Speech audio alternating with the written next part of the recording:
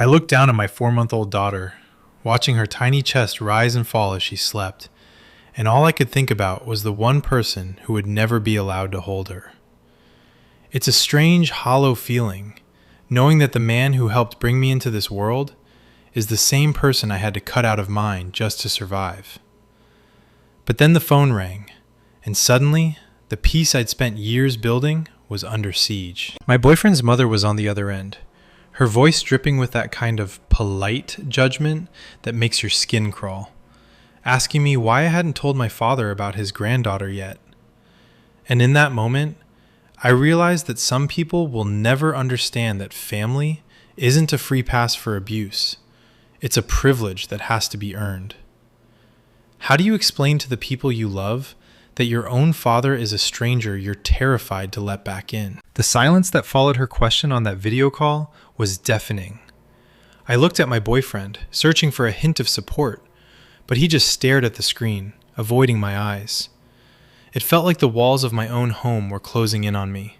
To them, it's just a phone call. To them, it's just a misunderstanding that's gone on too long. But they weren't there for the years of silence. They weren't there for the sound of my father's belt or the cold, calculated way my stepmother looked at me when she knew she'd finally turned him against me. You see, for a long time, it was just me and my dad. I remember a version of him that I actually loved. Before the world got complicated, before he met her, he was my hero. He was the guy who would pick me up when I fell. The one who told me I could be anything I wanted to be. I held on to that image for years, long after it stopped being true. I think that's the hardest part about these kinds of stories. We don't go no contact because we hate our parents. We go no contact because the person we loved doesn't exist anymore, and the person who replaced them is dangerous to our peace. Everything changed when he remarried. I was a teenager then, and honestly, I was excited. I remember thinking, finally, a mom figure, someone to talk to about girl stuff, someone to make the house feel full again. I welcomed her with open arms. I wanted it to work so badly that I ignored the first red flags. I ignored the way she'd subtly move my things, or the way her tone would shift the second my father walked out of the room. I thought I was just being a difficult teenager because that's what she told him I was. And he believed her.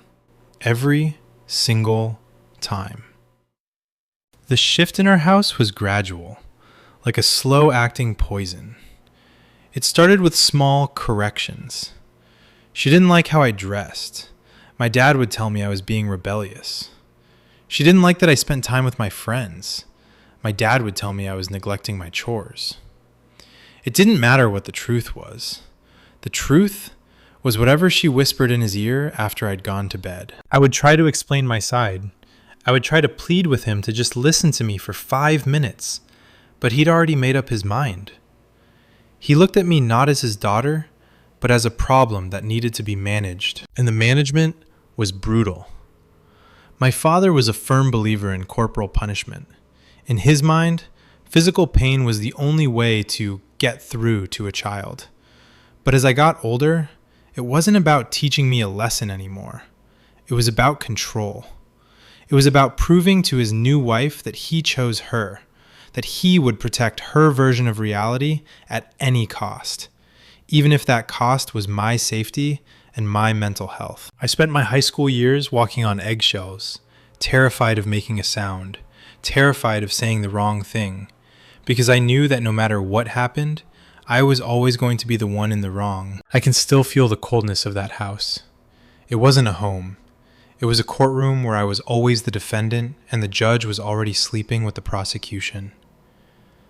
There is a specific kind of trauma that comes from being gaslit by your own parent.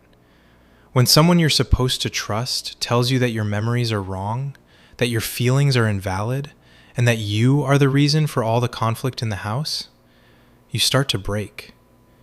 I stopped fighting back. I stopped trying to explain. I just grew quiet.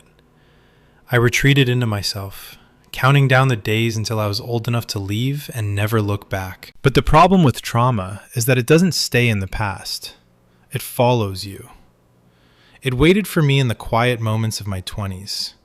Even after I moved out, even after I started my own life, the shadow of my father and stepmother hung over everything. I'd try to visit for holidays, thinking maybe things would be different now that I was an adult. But they weren't. The dynamic was frozen in time. She was still the victim, he was still her protector, and I was still the difficult daughter who owed them an apology I didn't even understand. By the end of 2024, I reached my breaking point. There wasn't one massive explosion. It was more like the final thread of a bridge snapping under too much weight. I realized that my father had never once apologized. Not for the physical punishments, not for the years of emotional neglect, and certainly not for choosing a woman who clearly hated his child over the child himself. He didn't see me. He saw a role I was supposed to play, and since I refused to play the villain in their story anymore, he had no use for me. I made the decision to go no contact on a Tuesday. It wasn't dramatic. I didn't send a long, screaming email. I just stopped. I stopped calling. I stopped responding to the guilt-tripping texts. I blocked their numbers and felt, for the first time in over a decade, like I could actually breathe. The air felt lighter. My house felt safer. I thought I was done. I thought the story was over and I could finally start healing. Then 2025 arrived, and with it, a tiny blue line on a plastic stick. Finding out I was pregnant should have been the happiest moment of my life, but the very first thought that flashed through my mind wasn't about nursery colors or baby names. It was, I can't let him near her. The thought of my father, the man who thought hitting a child was discipline, being around my daughter, sent a wave of nausea through me so strong I had to sit down on the bathroom floor. I spent months debating if I should reach out. I felt that societal pressure, that, but he's your father voice that echoes in the back of your head. But every time I picked up the phone, my heart would race, my palms would sweat, and the memories of that house would come flooding back. I chose my peace. I chose my daughter's safety. I chose to stay silent. I thought my boyfriend, the man I'm building a life with, understood that. I'd told him everything. The abuse, the stepmother, the way I was silenced for years. He held me while I cried about it. He told me he was on my side. But as my belly grew, his perspective started to shift. He started talking about family legacies and giving people a second chance. He didn't see a monster. He saw a grandfather. And he couldn't understand that for me, they were one and the same. The pregnancy changed everything, but not in the way people expect. Usually, a new baby is supposed to bridge gaps and heal old wounds, right? That's the fairy tale everyone sells you. They tell you that once a man sees his grandchild, his heart will melt, the past will be washed away, and suddenly he'll become the father you always deserved. But real life doesn't have a scriptwriter looking for a happy ending. In real life, a baby doesn't fix a broken man. It just gives him a new target. My boyfriend, Mark, didn't see it that way. Mark comes from a family where disagreements mean someone forgot to call on a birthday, or someone made a passive-aggressive comment about the potato salad. To him, conflict is a temporary hurdle. To me, conflict was a survival stakes game where the loser ended up bruised, physically or emotionally. As my belly grew, so did Mark's discomfort with my silence. It started with small comments. We'd be picking out a crib and he'd say, "You know, your dad is pretty handy. He'd probably love to help put this together." I'd freeze. The image of my father in my nursery, the one place I felt safe, felt like a violation. I'd just shake my head and say, "We've talked about this, Mark. He's not part of this." But Mark wouldn't drop it. He started playing the grandfather card. Don't you think he has a right to know? Don't you think our daughter deserves to know her heritage? It made me feel like the villain, like I was some cruel gatekeeper holding a baby hostage out of spite. He didn't understand that I wasn't keeping her from him. I was keeping her safe from the cycle he created. The real betrayal, though, happened in the shadows. I didn't realize that while I was pouring my heart out to Mark, telling him about the nights I spent crying in my room while my stepmother laughed downstairs, he was taking those stories and consulting his mother. Mark's mom, Diane, is one of those women who believes she can fix anything with a heart-to-heart and a cup of tea. She's never known a day of true fear in her life. To her, abuse is a word used in movies, not something that happens to nice girls like me. When Mark told her I'd cut my dad off, he didn't give her the full picture. He gave her the sanitized version. He told her there were issues with my stepmother, and that my dad was old school with discipline. He made it sound like a family tiff that had spun out of control. So, Diane took it upon herself to be the voice of reason. The pressure started building like a tea kettle about to whistle. Every time we saw her, she dropped these little breadcrumbs of guilt. "Family is all we have in this world, honey," she'd say, patting my hand. Or, "I just can't imagine my own children not speaking to me. It would break my heart." It was a constant, subtle assault on my resolve. They were ganging up on me, and the worst part was, they thought they were doing it for my own good. By the time my daughter was born, the tension in our house was thick enough to cut. I was exhausted, hormonal, and fiercely protective. When I looked at my baby girl, this tiny, perfect, innocent creature, all I could think was that I would never let anyone put their hands on her in anger. I would never let anyone tell her that her feelings didn't matter. And that meant keeping her away from the man who taught me that love was conditional and discipline was pain. But Mark and Diane saw a 4-month-old baby and saw a prop for a reconciliation scene. That brings us to yesterday. It was supposed to be a normal Sunday. We were on a FaceTime call with Diane, which has become a weekly ritual. We were showing her the baby's new outfit, laughing as she tried to roll over for the first time. It was one of those rare moments where I felt like a normal person with a normal family. Then, the mood shifted. Diane leaned into her camera, her face taking on that overly concerned, grandmotherly look that I've learned to dread. "You know," she started, her voice dropping an octave, "I was looking at those pictures you sent earlier. She has your father's eyes. Mark showed me an old photo of him, and the resemblance is just uncanny." I felt the air leave my lungs. I looked at Mark. He was staring at his feet, refusing to meet my gaze. He knew what was coming. He'd probably coached her on how to bring it up. "It just seems like such a shame," Diane continued, "that he doesn't even know she exists. He's a grandfather now. That changes a man, you know? It softens him. Don't you think it's time to let the past stay in the past? For the baby's sake?" I didn't answer. I couldn't. I felt that familiar tightness in my chest, the feeling of being trapped in a room with no exits. I pretended I didn't hear her. I turned my attention back to the baby, adjusting her blanket, trying to signal that the conversation was over. But Diane isn't the type to take a hint. She's the type to bulldoze. "I'm serious, dear," she said, her tone sharpening just a fraction. "You really should call him, or let Mark call him.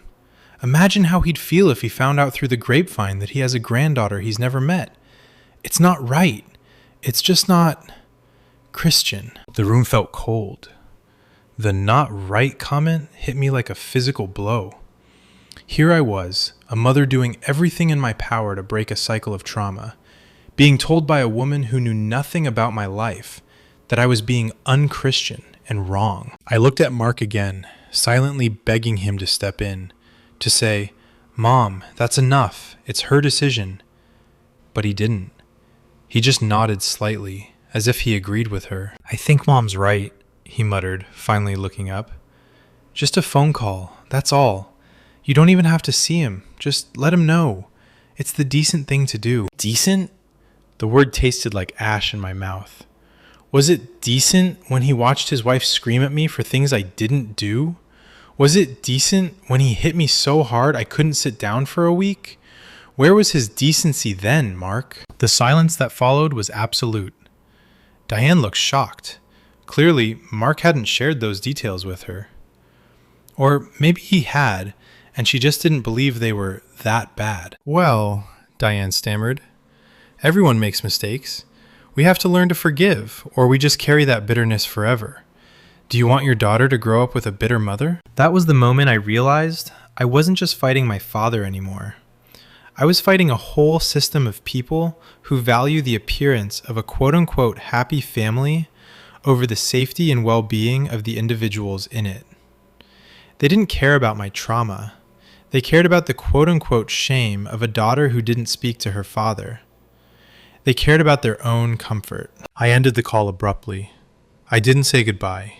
I just hit the red button and sat there in the silence of my living room, the ghost of my father's presence suddenly filling every corner. Mark looked at me like I was the one being unreasonable. You didn't have to be so rude to her, he said. She's just trying to help. Help? I whispered, my voice shaking. How is pushing me back toward my abuser helping me, Mark? How is undermining my boundaries helping our daughter? He sighed, that long, frustrated sigh that told me he was done listening. He's your father. Nothing is ever going to change that. You're being dramatic, and you're letting the past ruin the present. If you don't call him, I'm worried about what kind of example you're setting for our child. I realized then that Mark wasn't just failing to understand, he was choosing not to. He wanted the easy path. He wanted the path where we all go to Thanksgiving dinner and pretend that everything is fine. He wanted me to swallow my pain, so he didn't have to deal with the awkwardness of my reality. And the worst part? For a split second, I actually wondered if they were right. Am I the one being cruel? Am I bitter? Is it wrong to deny a grandfather a relationship with his granddaughter? Then I looked at my daughter. I saw her innocence, her complete trust in me to keep her safe. And I knew with every fiber of my being that if I let him back in, I wasn't just risking my own peace. I was risking hers. But how do I stay strong when the two people I'm supposed to trust most are the ones trying to break my shield? The silence that followed Mark's words was heavier than any scream could have been. What kind of example am I setting? I whispered, the words catching in my throat. I looked at him, really looked at him, and for the first time, he felt like a stranger. He was standing in our kitchen, the sunlight hitting the counter just right, looking like the picture-perfect father. Yet he was suggesting I hand our daughter over to a man who had broken me. I'm setting an example of boundaries, Mark, I said, my voice gaining a hardness I didn't know I possessed. I'm setting an example that says you don't have to accept abuse just because you share DNA. I'm teaching her that her safety and her peace are more important than someone else's ego. Why is that so hard for you to understand? Mark just shook his head and walked out of the room. He didn't want to argue. He wanted me to comply. He wanted the problem to go away so he could go back to his comfortable life, where everyone gets along and grandpas give piggyback rides. He didn't want to see the scars because if he acknowledged them, he'd have to acknowledge that the world isn't as kind as he thinks it is. That night, I couldn't sleep. Every time I closed my eyes, I was back in that house. I was 16 again, standing in the kitchen while my stepmother screamed at me because I'd forgotten to wipe down the baseboards. I remember the way she looked, her face contorted, her voice high and shrill, calling me lazy, ungrateful, a burden to my father. And then I remembered the sound of his boots on the hardwood floor as he walked in. I remember the wave of relief I felt in that split second. He's home. He'll fix this. He'll tell her she's being unfair. But he didn't. He didn't even ask what was happening. He just looked at her face, then looked at me, and his eyes turned cold. "What did you do to upset your mother?" he asked. "She's not my mother," I'd whispered. And that was the end of it. He didn't want to hear about the baseboards. He didn't want to hear about the names she called me. He just saw a woman he loved looking stressed, and a daughter he decided was a problem. That was the night he'd taken me into the garage.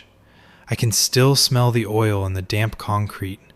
I can still hear the way he told me he was doing this for my own good, because I needed to learn respect. I sat up in bed, my heart hammering against my ribs. Beside me, Mark was breathing deeply, completely oblivious to the war raging in my head. I looked at the baby monitor.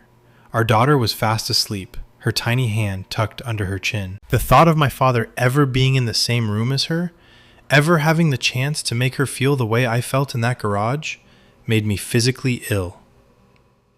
People like Diane and Mark talk about forgiveness like it's a gift you give yourself. They talk about moving on like it's as simple as turning a page in a book. But they don't understand that when you forgive someone who isn't sorry, you're just giving them permission to hurt you again. My father has never apologized. Not once. In his mind, he was a tough but fair parent. He's rewritten the history of my childhood so that he's the hero, and I'm the ungrateful daughter who went astray. If I reached out now, if I told him about the baby, he wouldn't see it as an olive branch. He'd see it as a white flag. He'd see it as me admitting I was wrong all along. And then what? He'd want to visit. He'd bring her. He'd bring the woman who systematically dismantled my self-esteem for a decade. They'd sit on my couch, they'd hold my child, and they'd act like none of it ever happened. And the second I tried to set a boundary, the second I said, please don't do that, or I don't agree with that, the cycle would start all over again. The gaslighting, the you're being too sensitive, the after everything we did for you. I spent the next few days in a fog of anxiety. Mark was being polite, which was almost worse than him being angry. It was that cold, distant politeness that said, I'm waiting for you to come to your senses. And then Diane called again. This time, Mark put her on speakerphone while we were eating lunch. It felt like an ambush. I've been doing some thinking, honey, Diane said, her voice chirpy and overbearing. I think the problem is that you're just overwhelmed with the new baby. It's hard to think clearly when you're tired. So, Mark and I were talking, and we thought, what if we just invited your dad over for a little surprise visit? Just for an afternoon. No pressure, no big talks, just a chance for him to see the baby. I dropped my fork. It clattered against the porcelain plate, the sound echoing through the quiet kitchen. I looked at Mark. His face went pale. He knew he'd crossed a line. You were talking about surprising me with my father? I asked, my voice dangerously low. In my own home? Without my consent? It wouldn't be a surprise like that, babe, Mark stammered, trying to backtrack.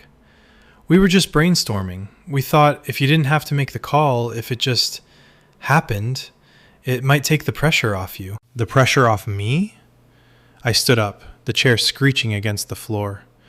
You think the pressure is the phone call? The pressure is the fact that my father is a man who hurt me. The pressure is the fact that his wife spent years trying to ruin my life. And you, the person who is supposed to have my back, are sitting here plotting with your mother to violate the one boundary I have left? Now, let's not get hysterical, Diane's voice piped up from the phone. We're just trying to help. You're being very dramatic about this, dear. It's been years. Surely you can't still be holding on to those little childhood spankings. Little childhood spankings? I leaned over the phone, my vision blurring with tears of pure rage. Diane, you weren't there. You didn't see the bruises. You didn't hear the things they said to me. You have no right, none, to tell me how to feel about my own abuse. And Mark, if you ever think about bringing that man into this house without my permission, we are done. Do you understand me? We are over. I grabbed the phone, swiped to end the call, and threw it onto the sofa. The silence that followed was heavy, vibrating with the force of what I'd just said. Mark was staring at me, his mouth slightly open. He'd never seen me like this. I'm usually the one who de-escalates. I'm the one who swallows my feelings to keep the peace. But the peace was gone. They'd burned it down themselves. I can't believe you'd threaten our relationship over this, Mark said, his voice trembling. Over a phone call? Over my mom trying to be nice? It's not about the phone call, Mark. It's about the fact that you don't trust me. You don't trust my judgment of my own life. You think I'm some broken, emotional girl who doesn't know what's good for her. You think you and your mother know better than I do. That is a betrayal. That is the same thing my father did to me. He told me my reality wasn't real, and I won't let you do it too. I walked out of the kitchen and into the nursery. I picked up my daughter, holding her close, breathing in the scent of her baby lotion. She stirred in her sleep, reaching out a tiny hand to grab my shirt. In that moment, the path forward became very clear. I wasn't just fighting for myself anymore. I was fighting for her. If I let Mark and Diane win this, if I let them push me into a relationship with my father, I was telling my daughter that her mother's safety didn't matter. I was telling her that if a man, any man, tells you that your feelings are dramatic or hysterical, you should listen to him. I sat in the rocking chair, tears finally spilling over. I felt so incredibly lonely. My father was a shadow, my boyfriend was an adversary, and his mother was a judge. It felt like the whole world was aligned against my peace. But as I rocked my baby, I realized something. I had survived my father. I had survived my stepmother. I had built a life out of nothing. I was stronger than any of them gave me credit for. And if I had to stand alone to keep my daughter safe, then that's exactly what I would do. But the question remained, how do I deal with a partner who thinks my trauma is an inconvenience? How do I make him see that by helping my father, he's destroying us? The atmosphere in our house turned from a home into a cold, hollow shell over the next 48 hours. Mark didn't yell. He didn't slam doors. He just retreated. It was that icy, performative silence that says, I am the victim here. Every time I walked into a room, he'd find a reason to leave. If I asked him a question about the baby, he'd give me a one-word answer. It was a tactical withdrawal, a way to make me feel the weight of my defiance until I broke. But I wasn't the same girl who lived in my father's house. I had learned how to survive silence. As I sat on the floor of the nursery, watching the sunlight crawl across the rug, my mind kept drifting back to the woman who had started all of this, my stepmother. If my father was the hand that struck, she was the voice that guided it. I remember one specific afternoon. I must have been 15. I had spent the entire morning cleaning the kitchen, trying so hard to please her. I polished the counters until they shone, organized the pantry, even mopped the floor twice. When she came home, she didn't say a word. She just walked over to the fridge, pulled out a carton of orange juice, and accidentally knocked a glass of water onto the floor I just mopped. Then, she looked me dead in the eye and said, "You missed the spot. You're so lazy, it's a wonder your father hasn't given up on you yet." When my dad got home an hour later, she didn't tell him about the water. She told him I had thrown a fit when she asked me to help with the chores and that I'd intentionally made a mess to spite her. I tried to tell him. I tried to show him the clean pantry, the polished counters, but he didn't even look. He just saw her tears, those crocodile tears she could summon at will, and he saw me, the troublemaker. That was the night he told me I was poisoning the family. He said I was a dark cloud over their happiness. And then came the punishment. It wasn't just the physical pain. It was the psychological erosion. It was the realization that my reality didn't matter. Only their peace mattered. And peace in that house meant me being silent, me being small, and me accepting blame for things I never did. And now here I was, 10 years later, in a completely different house, with a completely different man, and the same thing was happening. Mark was telling me that my boundaries were the problem. Diane was telling me that my trauma was dramatic. They were asking me to sacrifice my truth on the altar of their comfort. I realized then that Mark wasn't just being a peacekeeper, he was being a collaborator. By refusing to acknowledge the depth of the abuse, he was essentially saying it wasn't that bad. And if it wasn't that bad, then I was just being difficult. He was using the same logic my father used. On Wednesday night, Mark finally broke the silence. He came into the bedroom while I was folding laundry, his face set in that stubborn, "I've thought about this" expression. "We need to talk," he said, sitting on the edge of the bed. I didn't stop folding. "I'm listening." My mom called me today, She's really upset. She feels like you attacked her for no reason. She was just trying to help us be a complete family, and you treated her like a criminal." "I didn't treat her like a criminal, Mark.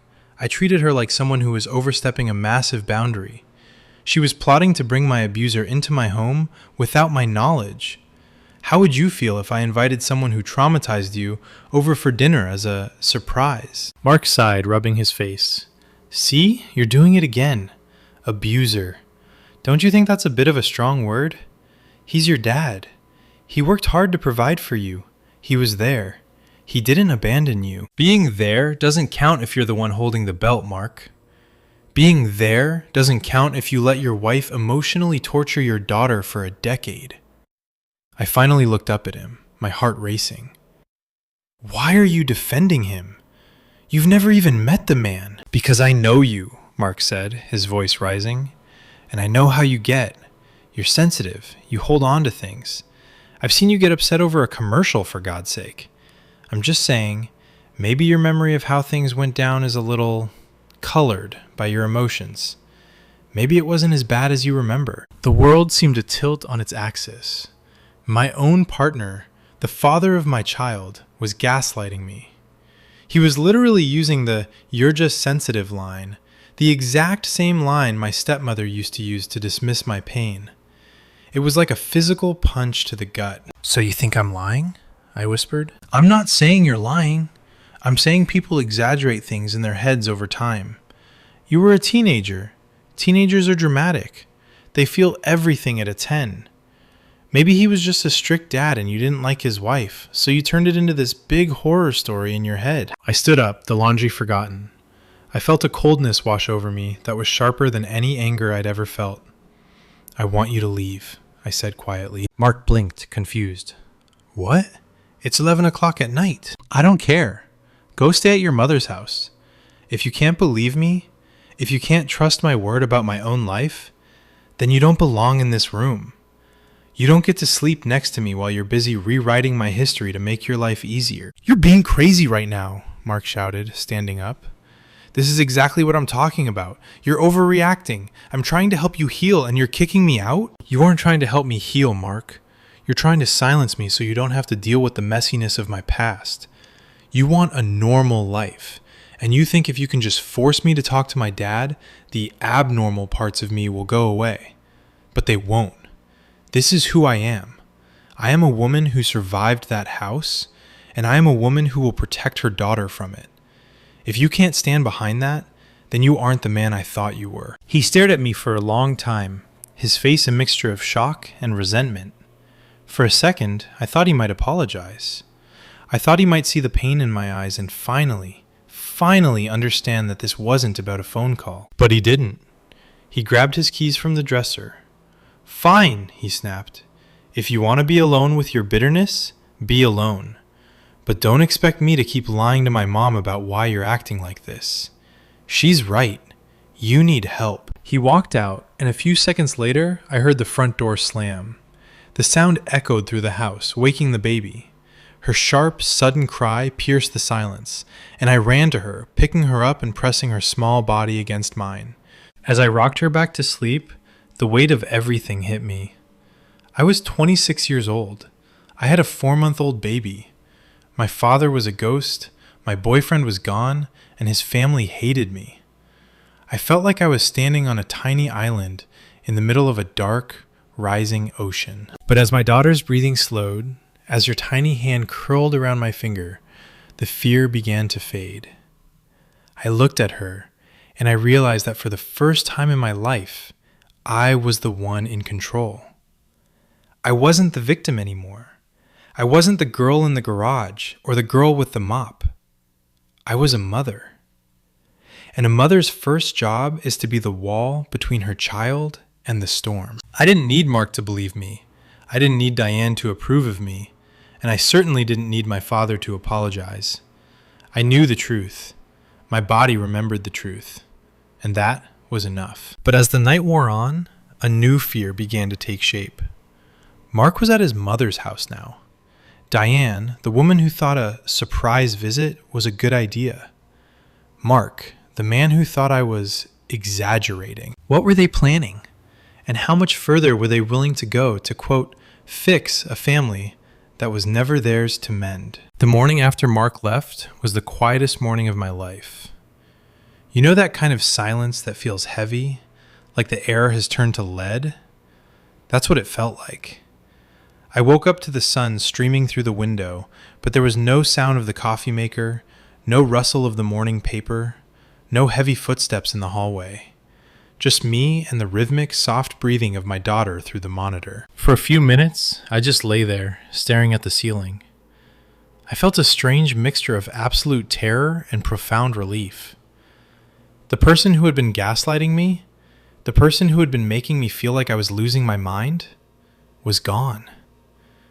But as the fog of sleep cleared, the reality set in. Mark was at Diane's. And Diane was a woman who didn't know the meaning of the word boundary. I spent the morning in a sort of survival mode. I changed the baby, I fed her, I drank coffee that tasted like nothing. I kept my phone on the kitchen counter, staring at it like it was a live grenade. Part of me expected a long, rambling apology from Mark. I expected him to say he'd slept on it, that he realized he was wrong, and that he was coming home to be the partner I needed. But as the hours ticked by, the screen remained dark. Around noon, my phone finally buzzed. It wasn't a text from Mark. It was a notification from Facebook. A friend request. My heart skipped a beat. I didn't recognize the name at first, but then it hit me. It was my stepmother's sister. Someone I hadn't spoken to in nearly a decade. I felt a cold shiver run down my spine. Why now?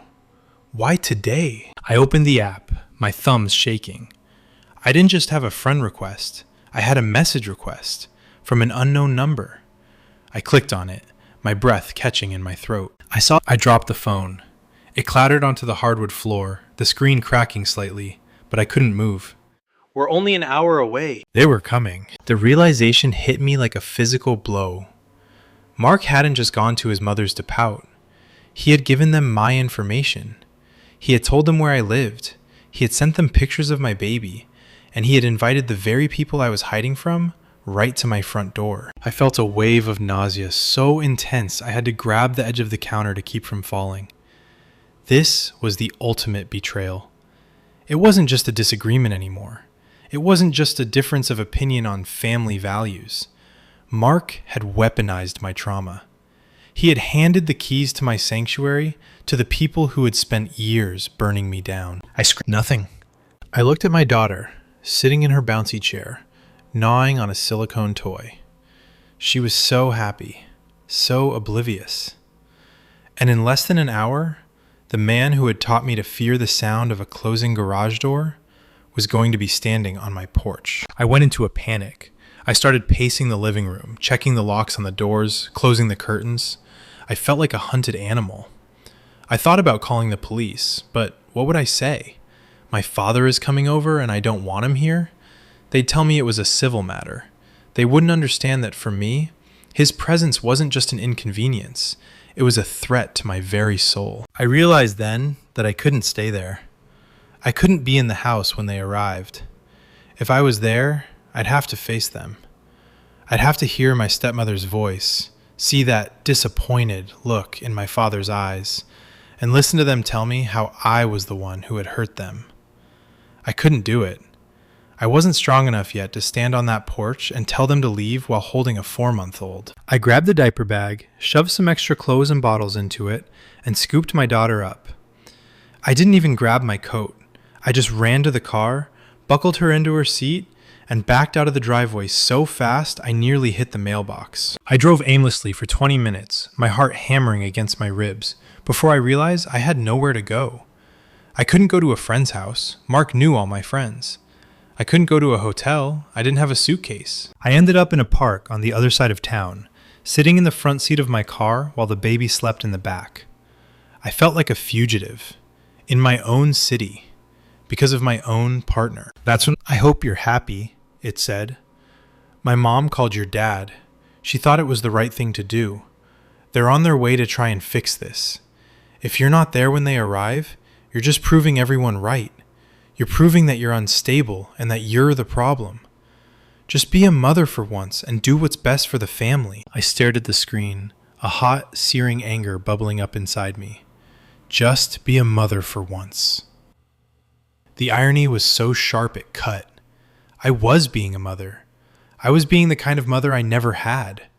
I was being the mother who puts her child's peace above everything else. I realized then that Mark and Diane didn't just want a happy family. They wanted a compliant family. They wanted me to be a prop in their play about forgiveness. They didn't care about the bruises on my arms from 10 years ago. They cared about the shame of a fractured family tree. I didn't reply to Mark. I blocked him. I blocked Diane.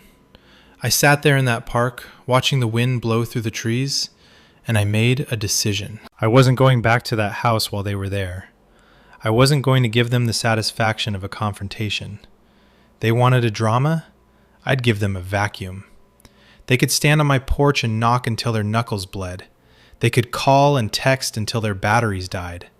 But they would never, ever have access to me or my daughter again. But as the sun began to set, the reality of my situation hit me. I couldn't stay in my car forever. I couldn't keep running. I had to face this. But I had to do it on my terms. I pulled out my phone and called the one person I knew would understand. My therapist. It wasn't the long call. I told her what had happened, the betrayal, the impending visit, the gaslighting from Mark, and she said something that changed everything for me. You aren't running away, she said. You're evacuated.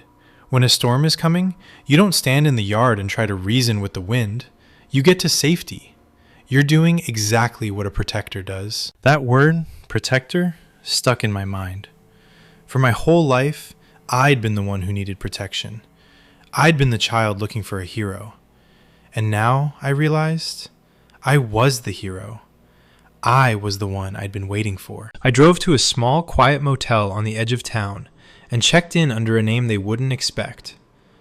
I carried my sleeping daughter into the room, laid her on the bed, and sat in the dark, watching the neon sign of the diner across the street flicker. I knew that when I went back to that house, everything would be different. My relationship with Mark was likely over.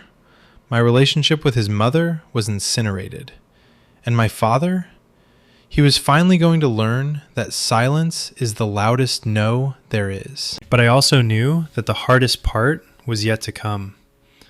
Because once the shock wore off, the guilt would try to creep back in. The what ifs and the should I haves. I had to prepare myself for the psychological war that was about to be waged against me by the people who claimed to love me. I stayed in that sterile beige motel room for 3 days. 3 days of living off vending machine snacks and lukewarm water from the tap. 3 days of rocking my daughter to sleep while the sounds of the highway hummed outside. It felt like I was in a bubble, suspended between the life I had and the terrifying, unknown life that was waiting for me. My phone was a constant assault. I had unblocked Mark's number, not because I wanted to talk to him, but because I needed to know what was happening. The texts poured in, a bizarre cocktail of rage, guilt, and feigned concern. Your father and stepmother drove all the way out here, and you just disappeared? Do you have any idea how that makes us look? My mother is beside herself. She thinks you've had a breakdown. Are you even taking care of the baby? Where are you? Just come home and we can talk this out like adults. The most infuriating part was the complete lack of accountability. In his version of the story, he and his mother were the heroes, trying to stage a beautiful family reunion, and I was the unstable villain who had ruined their masterpiece. He didn't mention the fact that they'd orchestrated this ambush behind my back. He didn't acknowledge that he had betrayed my trust in the most profound way possible. I didn't respond to a single message. My silence was my only weapon. On the third day, I knew I couldn't hide anymore. I had to go back. I had to face the wreckage. I timed my return for the middle of a weekday when I knew Mark would be at work. I didn't want a confrontation in the driveway. I needed to reclaim my space on my own terms. Walking back into that house was surreal. It looked the same, but it felt entirely different. It no longer felt like a home. It felt like a crime scene. Mark's things were still there, his coffee mug by the sink, his shoes by the door. But a thick layer of betrayal coated everything. I immediately went to work. I packed his clothes into suitcases. I gathered his toiletries from the bathroom. I took down the photos of us from the walls. It was methodical, unemotional work. I was a surgeon, cutting out a part of my life that had become toxic. As I was clearing his things off the nightstand, I found a small, crumpled piece of paper. It was a list, written in his mother's looping, overly perfect handwriting. It was a list of talking points for my father. 1. Tell her you've always loved her. You just didn't know how to show it. 2. Apologize for being old-fashioned, but not for the discipline itself. 3. Mention that a grandchild needs both sides of the family. 4. Remind her of a happy memory from before the remarriage. 5. Do not bring up her stepmother unless she does. I sank onto the edge of the bed, the list trembling in my hand. It was all a script. A pre-planned, manipulative performance designed to get me to comply. They hadn't wanted a genuine reconciliation. They wanted a photo op. They wanted me to fall in line so their version of a happy family could be complete. They didn't care about my healing. They cared about their narrative. That list was the final nail in the coffin. It proved that this was never about me. It was about them, their comfort, their image, their desire to smooth over the ugly parts of the past without ever actually cleaning them up. When Mark got home that evening, he found his suitcases packed and waiting by the front door. I was in the living room, feeding the baby, my face as calm and neutral as I could make it. He stopped in the doorway, his eyes darting from the suitcases to my face. "What is this?" he asked, his voice a mixture of confusion and disbelief. "This is me setting an example for my daughter," I said, my voice steady. "This is me showing her that when someone repeatedly betrays your trust, when they gaslight you and call you unstable for having boundaries, you don't stay. You protect yourself. You're breaking up with me? Over this? Over one little misunderstanding?" "It wasn't a misunderstanding, Mark. It was a choice. You chose to believe I was a liar. You chose to conspire with your mother behind my back. You chose to give my address to my abuser. Those aren't misunderstandings. Those are betrayals. And I can't build a life with someone I can't trust with my safety, or my daughter's." He tried to argue. He tried to turn it around on me, to say I was being unforgiving and extreme. He tried to tell me that families are messy, and that I was throwing away something good because I was stuck in the past. But for the first time, his words had no power over me. I wasn't the 16-year-old girl desperate for her father's approval anymore. I was a mother, and my priorities had been forged in a fire he couldn't even imagine. "I need you to leave, Mark," I said finally. "We can discuss custody and co-parenting through a lawyer, but as for you and me, we're done." The look on his face was one of genuine shock. I don't think he ever believed I would actually do it. I think he assumed that if he and his mother pushed hard enough, I would eventually crack, like I always had before. But he had underestimated how much having a child can change you. He didn't realize that when my daughter was born, a whole new spine made of steel grew inside of me. He left without another word, a stunned, wounded look in his eyes. The door clicked shut behind him, and this time, the silence that followed wasn't heavy or oppressive. It was light. It was clean. It was the sound of freedom. The days that followed were hard. I was a single mother. I was heartbroken, not because I missed Mark, but because I was mourning the man I thought he was. But alongside the grief, there was an incredible sense of peace. I could breathe in my own home. I could walk from room to room without feeling like I was being judged or managed. I never heard directly from my father or my stepmother. They didn't try to call or text me after that day. I think my silence, my complete and total disappearance from the confrontation they had planned, was a message they couldn't ignore. It was a rejection so absolute that even they couldn't twist it into a story where they were the victims. But I know the story is far from over. I know that as my daughter gets older, there will be questions. I know that the world is full of people like Mark and Diane, who believe that the word family is an automatic get-out-of-jail-free card. and I'll have to be ready to explain to my daughter why her grandfather isn't in her life. And when that day comes, I won't tell her that he's a monster. I'll tell her the truth. I'll tell her that her grandfather is a man who made choices that hurt me, and that he never chose to be sorry. I'll tell her that I chose her safety over his feelings. I'll teach her that love shouldn't hurt, and that anyone who tells you that you're being too sensitive when you're in pain is not someone who has your best interests at heart. I'm sharing this story because I know I'm not alone. I know there are thousands of you out there walking on eggshells, swallowing your pain to keep a fragile peace, being told that you're the problem for not just getting over it. I see you. Your pain is real. Your memories are valid. And your peace is worth fighting for. So let me ask you, what would you have done in my situation? At what point does the obligation to family end and the obligation to your own safety begin? Let me know in the comments below. And if you want to hear more stories about breaking cycles and finding your strength, make sure to subscribe. I look at my daughter now and I see a future, not just a past.